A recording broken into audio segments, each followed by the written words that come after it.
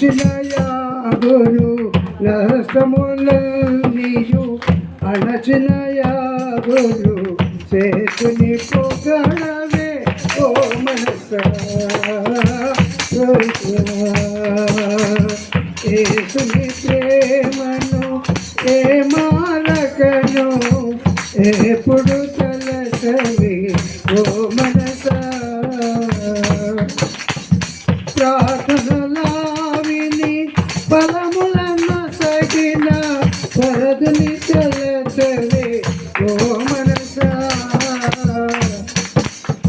ప్రార్థనలావిని ఫలములన్న సగిన ప్రభునిలా తలచవి ఓ మనసా భజన కోరుచు జగదీదిన భజన కోరుచు జగదీదిన రంగుని తలచవి ఓ మనసా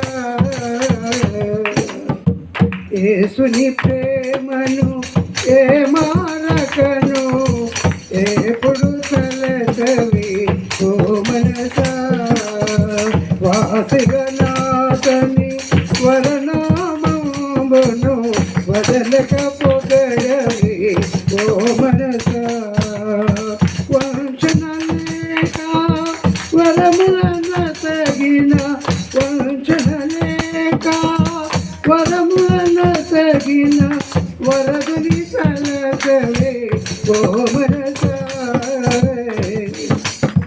కొంచెము కాని కూర్మిత దేవుని కొమరుని తలచవి ఓ మనసా ఓ మనసా యేసుని ప్రేమను ఏ మారకను ఎప్పుడు తలచవి ఓ మనసా వాసిగనాథని వరనామమును వదలక పొగడవే ఓ మనసా ఓ మనసా. హల్లెలూయా. దేవ స్తోత్రులైన పరిశుద్ధుడైన మా తండ్రి ప్రేమ స్వరూపి నీకు వందనాలు.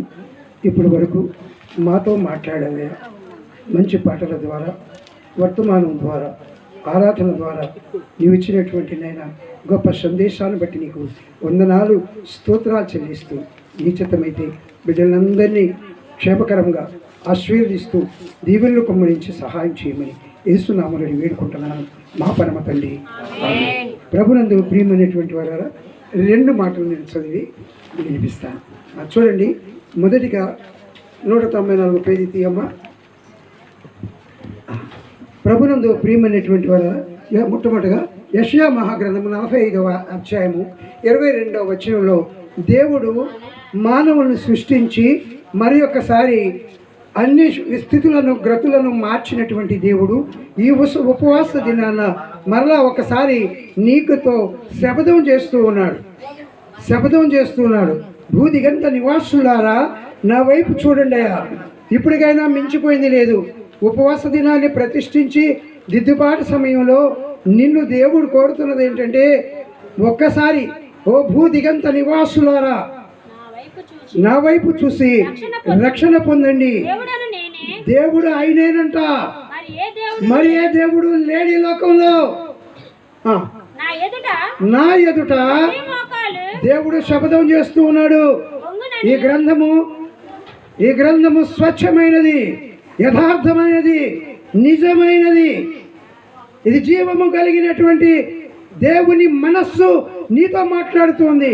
ఈ గ్రంథము దేవుని మనస్సు అయి ఉంది. ప్రభునందు ప్రియమైనటువంటి వారు ఆయన అంటున్నాడు, శబ్దం చేస్తున్నాడు. ఏమంటున్నాడంటే, ప్రతి మోకాలు నా ఎదుట వంగునని చెప్తూ ఉన్నాడు. ప్రతి మోకాలు వంగుద్దటండి. హల్లెలూయా. ఎంత